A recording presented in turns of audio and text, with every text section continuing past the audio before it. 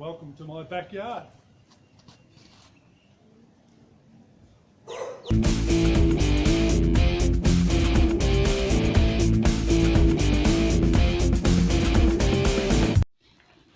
G'day, this is Jeff Mate. This is a presentation on my permaculture design. The course instructor is Bernadette from Crystal Heart Sanctuary.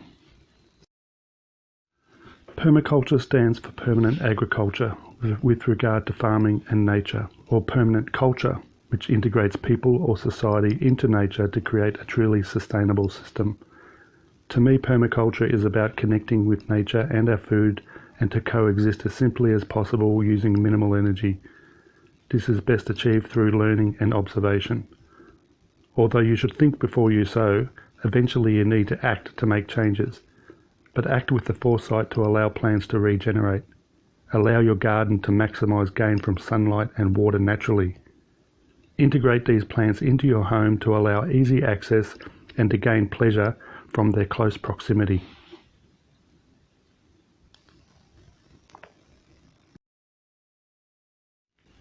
For this design, my first action was to perform the customer brief and capture a picture of the property and its location relative to other properties and the contours of the surrounds. The zones are mapped on a property sketch. These zones are design elements in a human environment based on the frequency of human use and plant or animal needs. Frequently manipulated or harvested elements of the design are located close to the house in zones 1 and 2. Sectors are all the inputs into our system. They can be positive or negative.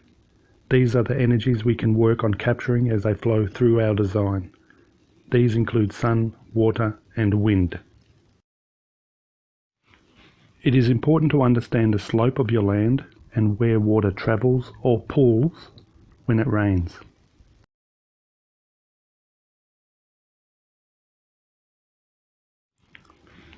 I also mapped out the different microclimates on the property, which can help make decisions on how to best utilize these areas.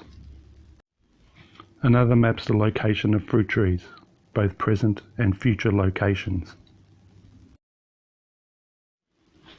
Present and future garden spaces can be mapped on the property.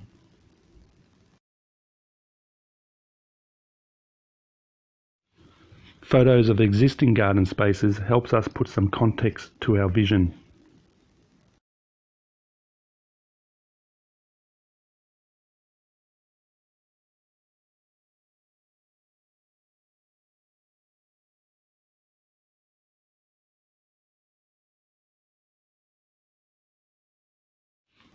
In my view, one of the important factors to help establish a healthy garden is good quality compost.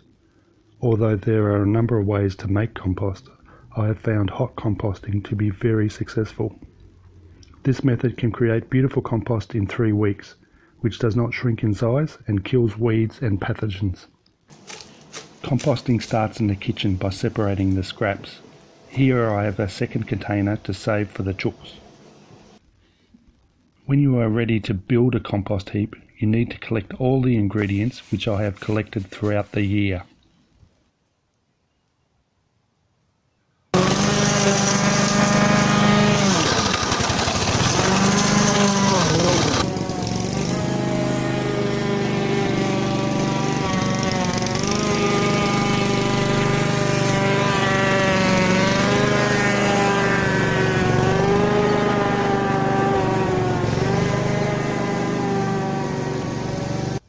A summary of the procedure to hot compost is as follows.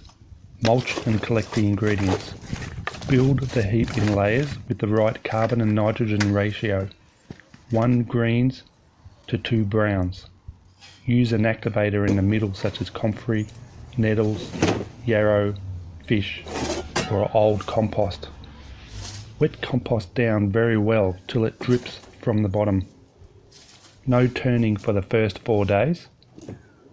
Then turn every second day, turning inside out.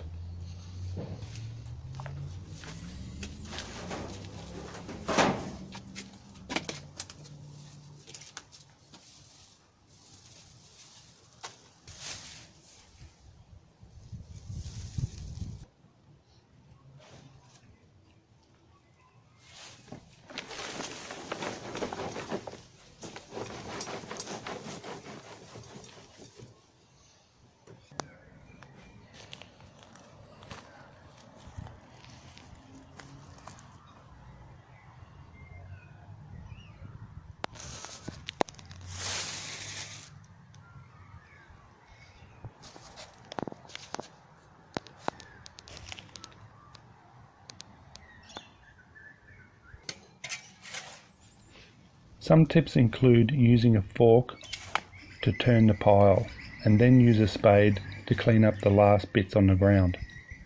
Locate the heap so that you have easy access and can move the heap to a second pile. Cover the heap in cold or wet weather. Frequently turning is a secret and takes about 15 minutes and should be done about 9 times over the 3-week period.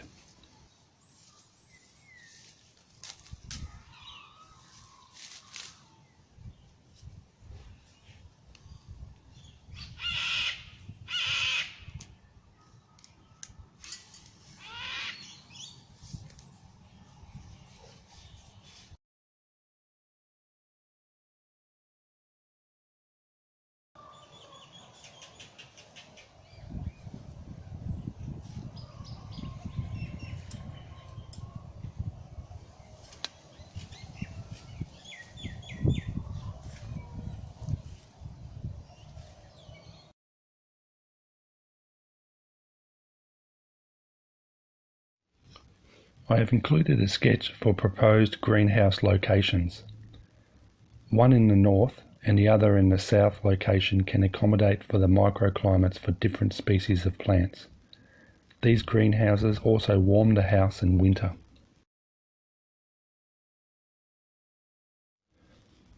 Rigid polystyrene panels is a suggestion to insulate a large area of timber floors and reduce heating costs in winter.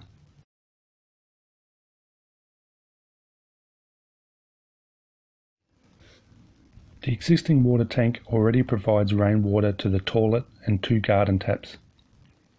Recently a transfer tank was added to extend the amount of roof surface area which fills the 10,000 litre tank. This alone has made a massive difference to the amount of rainwater I can collect. Future plans include connecting a second tank to the transfer station. I then want to connect a tank to hot water plumbing in the household. The drinking water will remain on Melbourne mains, which is filtered by reverse osmosis. With solar panels, I just want to go small. A 12-volt charger can be used to charge the lithium batteries which runs the torch, radio, drills and garden tools. This system can also charge the smartphone and other low-powered devices. It has been on my to-do list to try aquaponics. This combines cultivating fish and plants, which is used to filter the water. The key factor is correct water aeration and filtration. I have been investigating an airlift or geyser pump system which uses an air pump to move the water to the higher tank which grows the plants. One low voltage pump can be used in the system which is less prone to faults and will also serve to aerate the system. Normally the plant medium used in aquaponics resembles hydroponics. However, I want to experiment with a more organic system which includes gravel, straw, sticks, compost and mulch. The hardest thing to overcome will be to replace feed pellets with more natural food sources.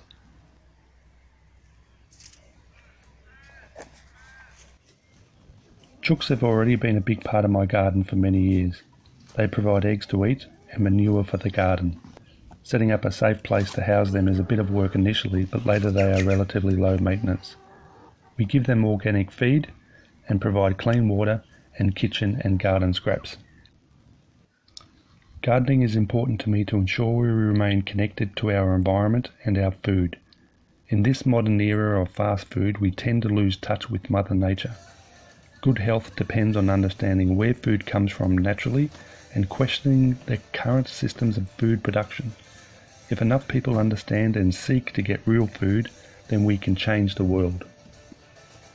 Permaculture is a way forward for people to develop a simple harmony with the planet. There is only one planet after all.